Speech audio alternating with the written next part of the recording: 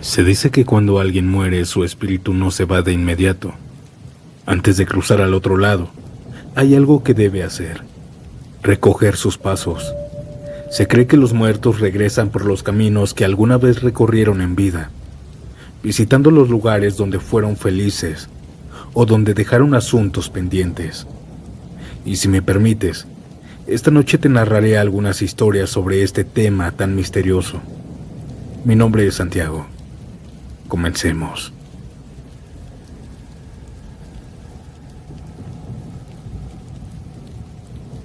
Me llamo Martina y tengo una historia que jamás podré olvidar.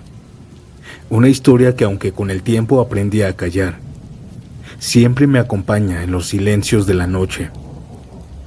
Todo ocurrió hace algunos años, 20 aproximadamente. Era diciembre. Trabajaba hasta tarde en un pequeño restaurante en Guadalajara. Y cada noche tomaba la misma ruta de regreso a casa. Aquella noche hacía un frío invernal, de esos que te calan hasta los huesos y te obligan a encogerte dentro del abrigo. Manejaba por la carretera cuando, a lo lejos, vi una silueta caminando lentamente por la orilla. Era común ver a alguien a esa hora, pues era avenida principal. Conforme me acerqué, mi corazón dio un vuelco. Era la mamá de mi amiga Daniela. La reconocí al instante. Ella llevaba un vestido negro largo, guantes blancos que contrastaban con la noche y unos guarachitos negros que no protegían nada del frío. Me extrañó mucho verla así porque ella era muy friolenta. Sin suéter ni rebozo, así estaba. Yo me preocupé. Le pité y bajé un poco la ventana. «Ey, señora, súbase. ¿Qué hace aquí con este frío?» Ella se giró lentamente y me sonrió. No me dijo nada. Solo abrió la puerta trasera del carro y se sentó con la misma tranquilidad que siempre. No la vi acomodarse por el espejo, pero sentí su presencia atrás de mí. Yo arranqué y avancé. Eran pocas cuadras hasta la casa de su hija, ahí donde vivía. Pero el silencio se hizo pesado. No hablamos en todo el trayecto. Yo intenté sacar tema varias veces, pero ella solo sonreía. Su respiración era casi imperceptible y el aire en el auto se volvió más frío de lo que ya estaba afuera. Cuando llegamos a su casa, traté de aligerar el ambiente con una broma. «Es tanto dinero, ahora yo soy su taxista», le dije. Pero no hubo respuesta. En eso me giré hacia el asiento trasero y no había nadie. El asiento estaba vacío. El frío se me metió en el pecho. El auto estaba cerrado. Yo no había escuchado la puerta abrirse ni cerrarse. Tragué saliva y miré a la casa. Y fue entonces cuando la puerta principal se abrió y salió Daniela. Me vio y notó algo raro en mi cara. «¿Qué pasó? ¿Por qué estás pálida? Ya te enteraste, ¿verdad?» No supe qué decirle, porque ella igual estaba pálida y con el rímel todo batido por las lágrimas. Había estado llorando a mares. Le pregunté que qué pasaba y ella me contestó algo. «Estamos velando a mi mamá». No recuerdo bien qué pasó después. Me desmayé. Me quedé sin aliento y el aire me pesaba en el pecho. Me metieron a su casa donde, en efecto, el cuerpo de su madre estaba en el ataúd, rodeado de velas y flores. No les conté nada esa noche, ni al día siguiente, ni en semanas. Solo mucho tiempo después, cuando las lágrimas ya habían secado y el duelo se volvió soportable. Esa ocasión, esa tarde, le confesé lo que había visto. Ella solo suspiró como si no estuviera sorprendida. Dicen que cuando alguien muere a veces tienen que recoger sus pasos antes de irse. En esa avenida siempre ella caminaba, cuando se sentía preocupada, para desestresarse. Seguro por eso iba caminando ahí. Y por eso te encontró a ti. Esto fue lo que me pasó, audiencia. Buenas noches y descansen en paz.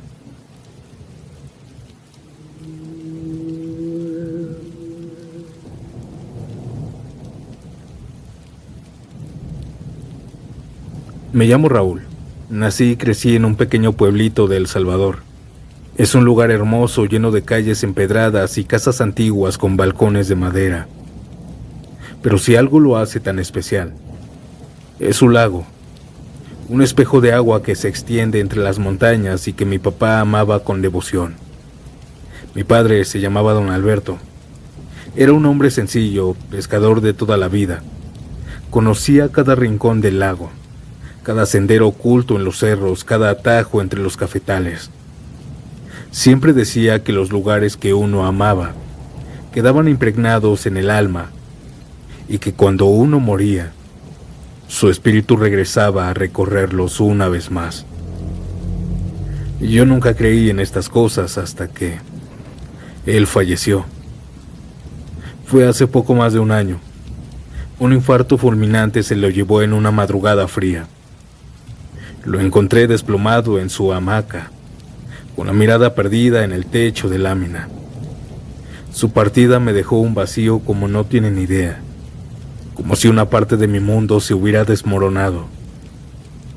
Pero lo que vino después me hizo dudar de todo lo que creía real. Al poco tiempo de su muerte, la gente comenzó a murmurar algo. Un amigo suyo, Chepe, me dijo que lo había visto sentado en el muelle, mirando el agua con la misma expresión serena de siempre.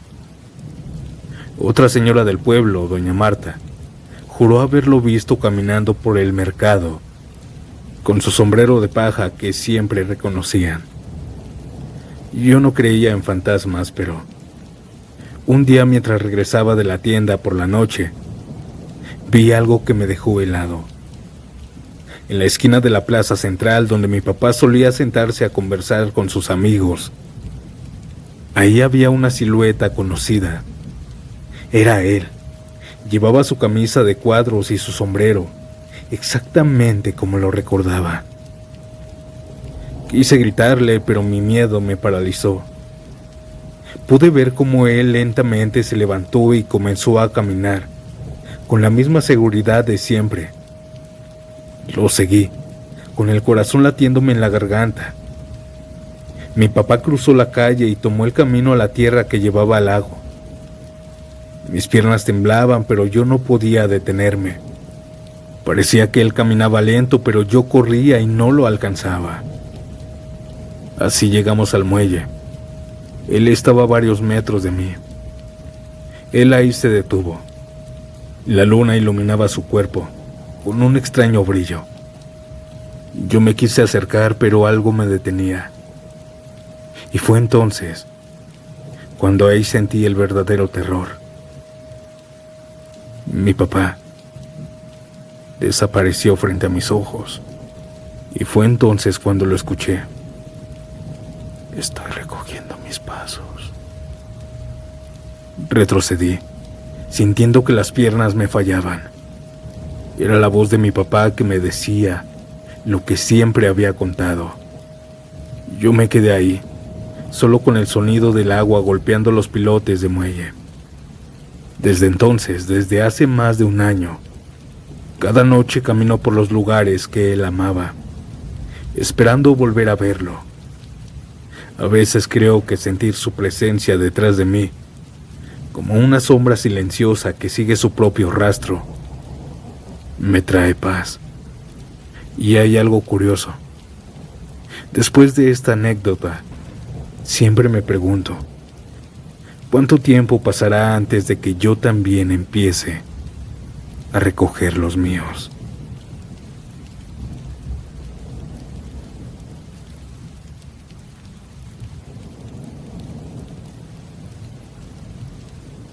Buenas noches, Santiago.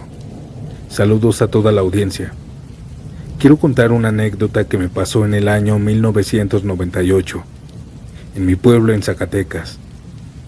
En ese tiempo yo estaba en primaria, y uno de los maestros que daba clases en la escuela era muy amigo de la familia. De vez en cuando iba a comer a la casa, pues a mi mamá le gustaba invitarlo. Le encantaban las enchiladas que ella preparaba.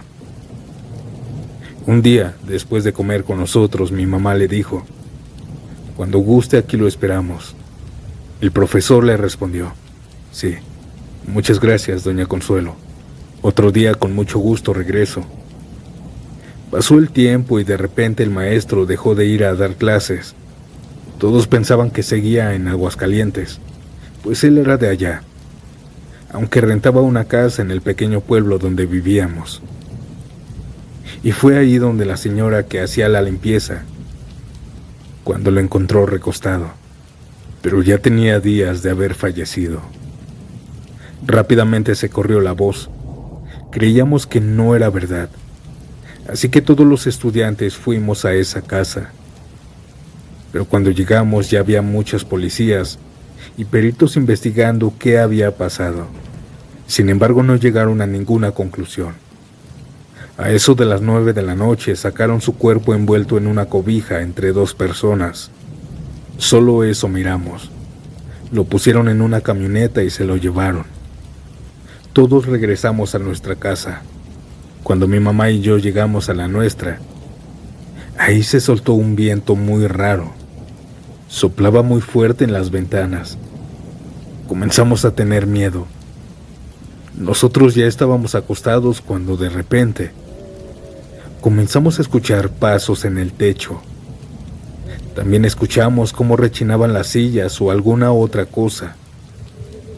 Pero lo extraño es que nadie se encontraba ahí.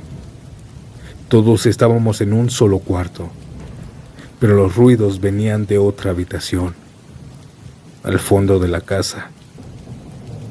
Sin embargo, todo cesó. Esa noche no pudimos dormir por el miedo. No veíamos nada, pero sí escuchábamos. Al día siguiente platicamos en familia, y fue aquí cuando mi mamá dijo: yo creo que el maestro Edgar sí cumplió, y vino anoche, pues él había quedado de venir a la casa. Pasó el tiempo y después de la escuela, mis compañeros y yo nos quedamos a jugar fútbol, pero no durábamos mucho jugando. En el salón donde el maestro daba clases, ahí se comenzaron a escuchar ruidos. Una ocasión oímos golpes. Nosotros nos asomamos, pero el salón estaba vacío. También habíamos escuchado cómo el asta de la bandera que estaba recargada contra la pared parecía deslizarse, pero cuando entramos a ver, seguía en su lugar. Todos corrimos y después de eso ya no nos quedamos más. Audiencia, esto es real, pues todos los escuchamos. Esta fue mi historia, mi relato. Muchas gracias, Santiago, y saludos a toda la audiencia.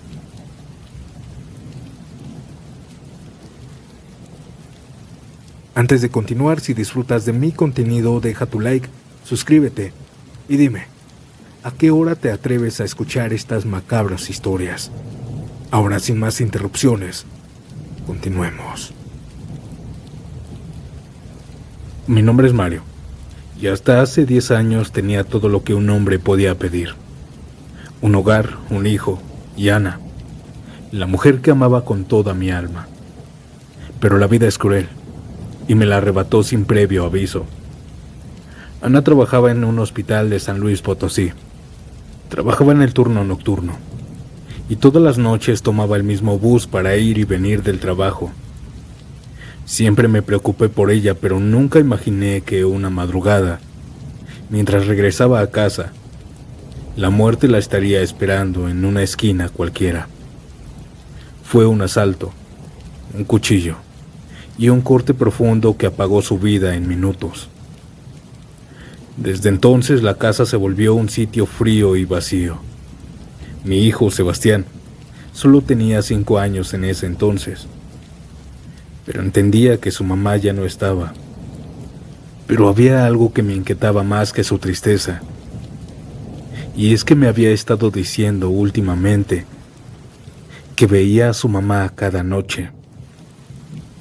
Una ocasión me dijo mientras dibujaba con sus crayones: papá, mi mami vino anoche. Yo me detuve en seco, tragué saliva y le dije: Ya hemos hablado de esto, mamá está en el cielo, ella ya no puede venir. Pero mi hijo de tan solo 5 años me seguía insistiendo. Me dijo que la veía, que se quedaba siempre en la puerta de su cuarto y que cada noche le decía que ella cuidaría a nosotros dos. No supe qué responderle. Solo lo abracé con fuerza, sintiendo cómo el miedo me carcomía el alma. Desde que Ana murió, solo la he visto en mis sueños. Aparece siempre en el mismo lugar, en el parque, donde siempre llevábamos a nuestro hijo. Pero siempre la veo con su uniforme, un uniforme blanco impecable, con el cabello recogido y su bolso al hombro. Yo me acerco a abrazarla, pero cuando estoy a punto de hacerlo me despierto. Pero aquí va lo más curioso, y supongo que será aterrador para muchos. Claudia, una amiga de Ana que trabajaba con ella, vino a visitarnos. Yo no la había visto desde hace algunos meses. Cuando abrí la puerta y la vi, noté que algo no iba a estar bien. Ella con un tono serio me dijo: Mario, yo vi a Ana ayer y me pregunté que por qué no había ido a trabajar. En ese momento mi corazón se detuvo. ¿Qué?, logré decir, sintiendo que la sangre se me helaba, pero no dije que ella ya había fallecido. Le dije que me contara y ella me contó esto. Hace unos días volví a casa en el mismo autobús que ella tomaba, pues nos veníamos juntas. Así que se me hizo raro que no hubiera ido al hospital últimamente. Sin embargo, mientras iba en el camión, logré verla.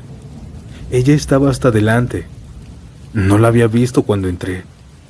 Así que cuando la vi bajar en su parada de siempre, corrí tras ella para saludarla y preguntarle que si estaba bien.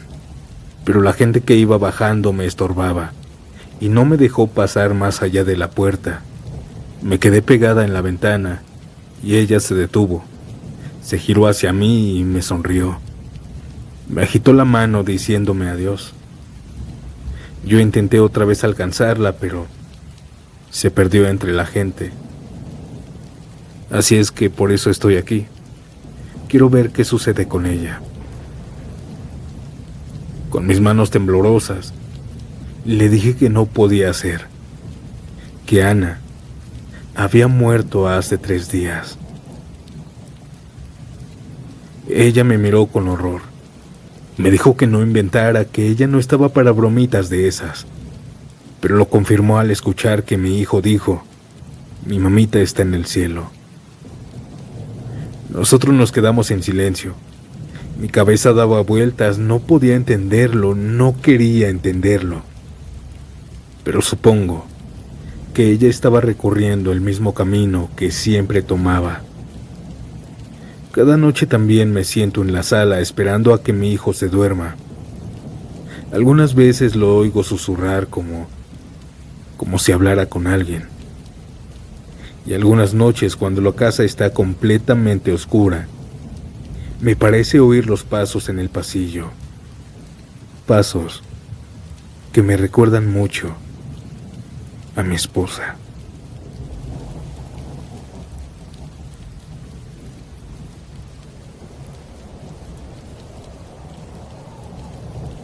Me llamo Eduardo, pero todos me dicen Lalo.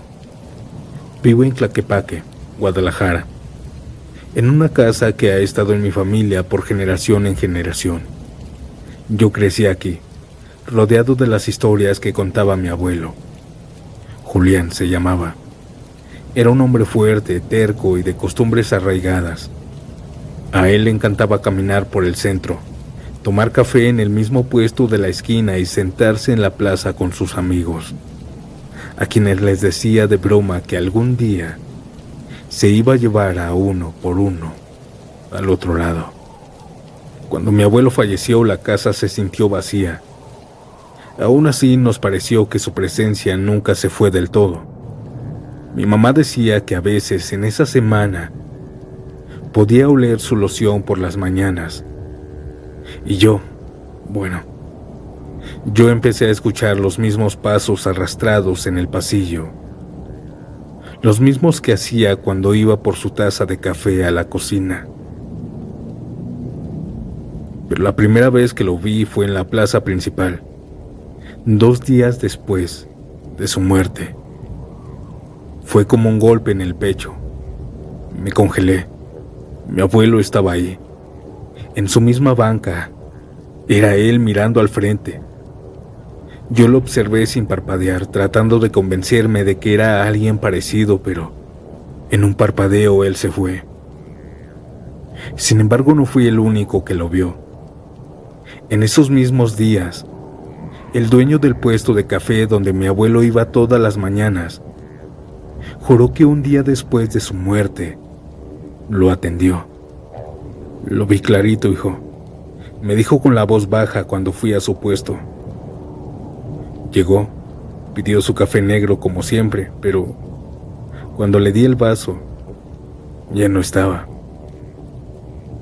La noticia, estos avistamientos se esparcieron entre vecinos, amigos, hasta el del Oxxo donde siempre compraba mi abuelo sus cigarros. Lo logró ver. Mi abuelo seguía caminando por sus lugares de siempre, como si la muerte no le hubiera quitado la costumbre. Mi madre se asustó. Decía que eso no era natural, que mi abuelo estaba recogiendo sus pasos, según las creencias. Cuando un muerto se deja ver tanto es porque no ha terminado su camino en este mundo, porque algo lo retiene, o porque está buscando compañía. Yo no quería creerlo, hasta que lo vi en nuestra casa. Ya era tarde, cerca de la medianoche. Había un silencio pesado y de pronto escuché pasos en la sala. Pensé que era mi madre, pero cuando asomé la cabeza por la puerta de mi cuarto, lo vi. Ahí estaba, parado junto al sillón donde siempre se sentaba. Su rostro estaba serio, pálido, estaba como preocupado, y su ropa parecía más oscura de lo normal. Abuelo, murmuré sin querer. No hablé más, no grité, simplemente me quedé helado. Y fue entonces cuando algo me recorrió la espalda, un susurro apenas perceptible, pero que sentí en mis huesos. No me quiero ir. El escalofrío me sacó del trance. Cerré la puerta de golpe y recé lo poco que me sabía. A la mañana siguiente, mi madre y yo llevamos una vela y una foto suya a la iglesia. El padre nos dijo que debíamos despedirnos de verdad, decirle que se fuera en paz, que nosotros estaríamos bien. Esa noche en la casa encendimos las velas y le hablamos. Abuelito, ya es hora de que descanses en paz. Ya no tienes que volver. No pasó nada inmediatamente, pero desde entonces ya no lo volvimos a ver. Nadie más lo vio. Era como si finalmente hubiera terminado de recoger sus pasos y seguir su camino.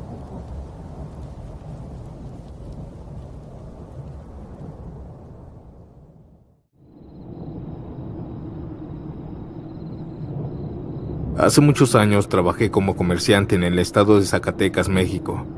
Puse un local de venta de ropa en la planta baja de mi casa. Era algo grande el local que hice, pues eran 10 metros aproximadamente.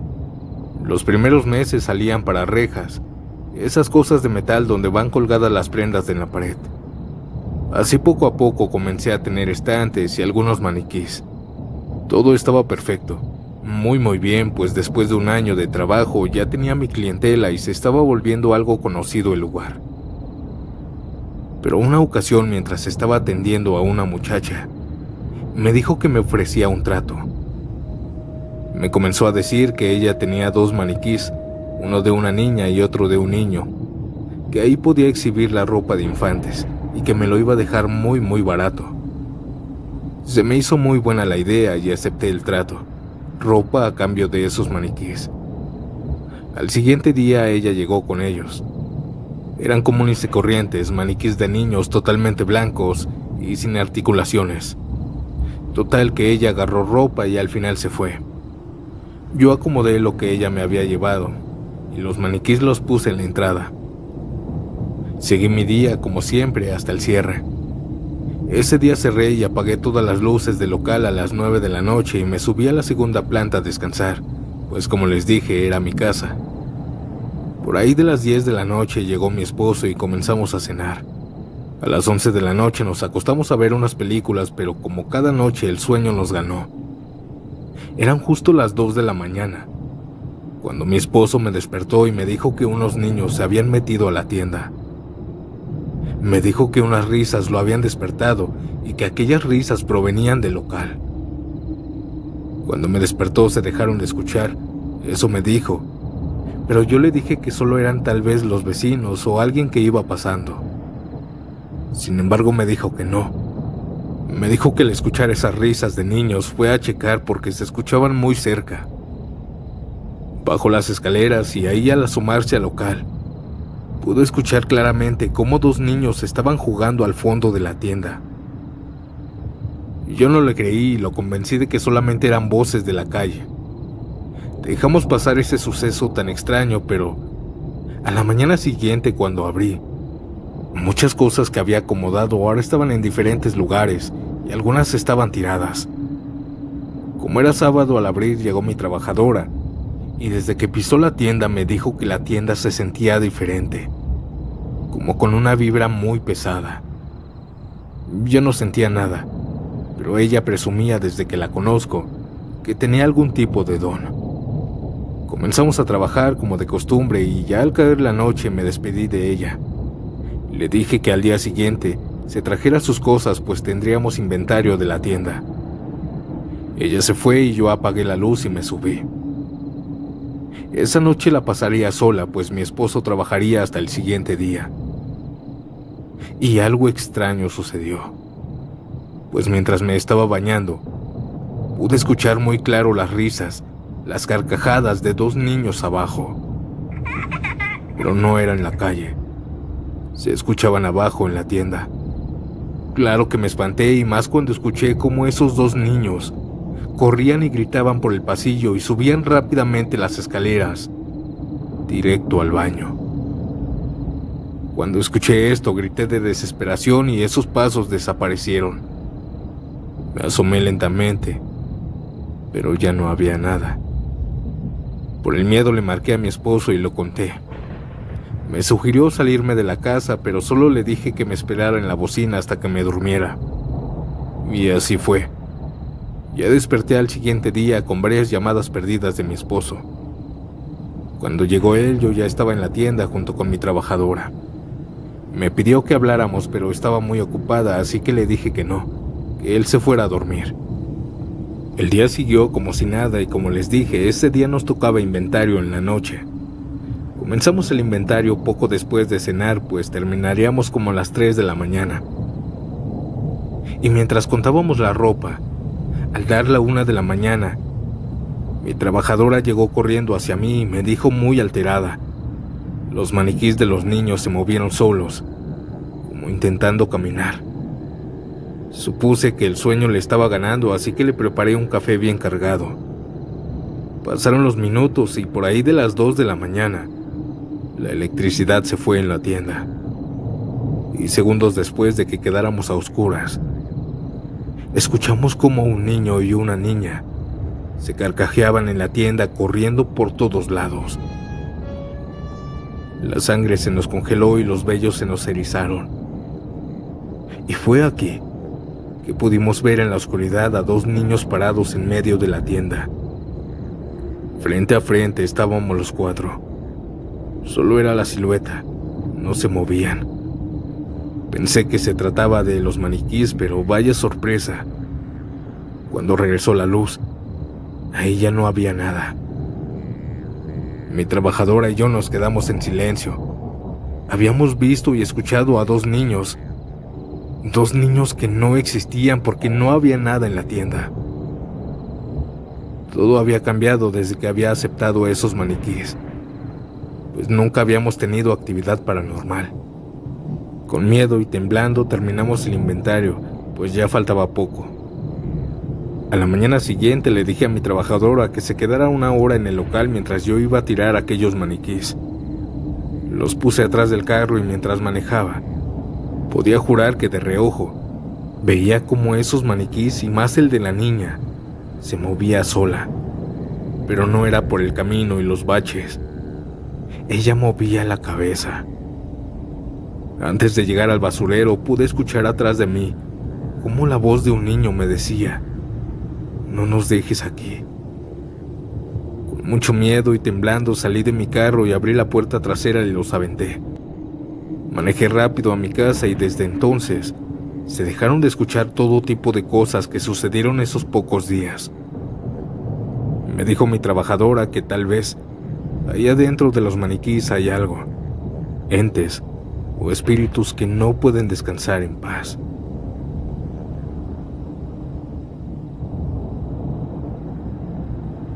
Audiencia, antes de saltar a la siguiente historia, si te está gustando mi contenido, deja tu like y dime, ¿en qué horario te sumerges a estos relatos de terror? Ahora, sin más interrupciones, sigamos con la historia que nos manda Ramón Gamboa.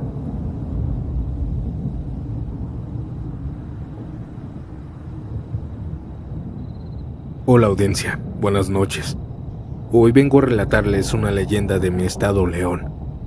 Aclaro de una vez que no es experiencia mía. Esta leyenda es antigua, pero apuesto a que muchas personas no la conocen, y muchos otros la conocen como la velación del brujo. Este relato no tiene tiempo específico, pero se sabe que antiguamente en León había un hombre dedicado a la brujería, procediente del municipio de San Francisco del Rincón. Tiempo después se mudó a lo que ahora se le conoce como Barrio Arriba. Poco a poco el brujo se comenzó a ser conocido y también fue muy temido, pues se rumoraba que había hecho un pacto con el diablo. Se rumoraba que su pacto dictaba que el diablo se llevaría a su cuerpo cuando el brujo falleciera, y aún así el brujo aceptó poder a cambio de su alma. Las personas del estado y de la localidad acudían a él para pedirle favores por medio de la hechicería, desde sortilegios para manipular a las personas, dinero, hasta maldiciones en que las personas caían enfermas, y al no tener cura, ellas fallecían. Se decía que a través de su pacto con el diablo, el poder del brujo aumentaba considerablemente con los años. Pero al mismo tiempo también su fama hizo que los habitantes de la zona le tuvieran un miedo terrible. Ese mismo temor causó que el día de su muerte nadie se atreviera a verlo. Solo a su madre se le dio la indicación como su última voluntad, que su cuerpo debía ser colocado en un ataúd de madera y enterrado en un lugar apartado de la población, pues estaba prohibido llevarlo a un camposanto. Hay que recordar que con anterioridad a los cementerios o panteones se les llamaba de esta manera, porque se bendecía la tierra por un sacerdote, debido a que los cadáveres de los católicos eran enterrados en un lugar santo. Sin embargo, su madre se dio la tarea de buscar un pequeño lugar en donde velar a su hijo.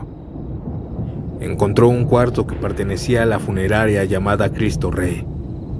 Pasando la medianoche, y rodeado de algunas velas y pocos familiares, todos estaban rezando. Y fue entonces cuando todos los presentes se acercaron a pedir perdón por los pecados del brujo. Y justo al hacer la seña de la cruz, siendo la medianoche, el cuarto se cimbró y todo el ambiente cambió. De pronto las llamas de las veladoras, de una forma inexplicable, alcanzaron el cuerpo del brujo, el cuerpo de Epidio, que era como se llamaba el hombre. La gente despavorida salió del velatorio al ver que aquellas llamas habían crecido y habían rodeado el ataúd de forma imposible. Rápidamente todo el ataúd se llenó de fuego y segundos después, las llamas se extinguieron. Todo se quedó en total oscuridad, pues en ese entonces ahí no había electricidad. Pero esto no era lo peor, pues en la oscuridad del velatorio, desde afuera pudieron ver a un hombre trajeado, ahí, justo donde estaba el ataúd. un hombre que desapareció segundos después enfrente de todos. Fue aquí cuando volvieron a entrar y prendieron las velas para poder ver. Pero el cuerpo del brujo ya había desaparecido y el ataúd de madera había quedado calcinado. Se cuenta que el diablo cobró su pacto y se lo llevó. Los vecinos de la 20 de enero y calles aledañas recuerdan la historia, pero también cuentan que por las noches se escuchan ruidos extraños, ahí en donde lo velaron, ahí en donde se lo llevó el diablo. Incluso algunas personas prefieren no pasar por la banqueta, pues aún después de mucho tiempo existe miedo. Yo estoy cerca, muy cerca de ese lugar, y yo soy uno de los vecinos que ha escuchado cosas.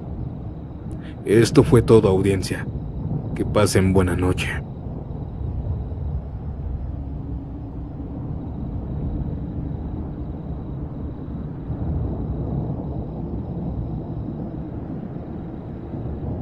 Hace unos 8 años, mi mamá, que es de un pueblo al norte de Veracruz, nos llevó a visitar a mis abuelos.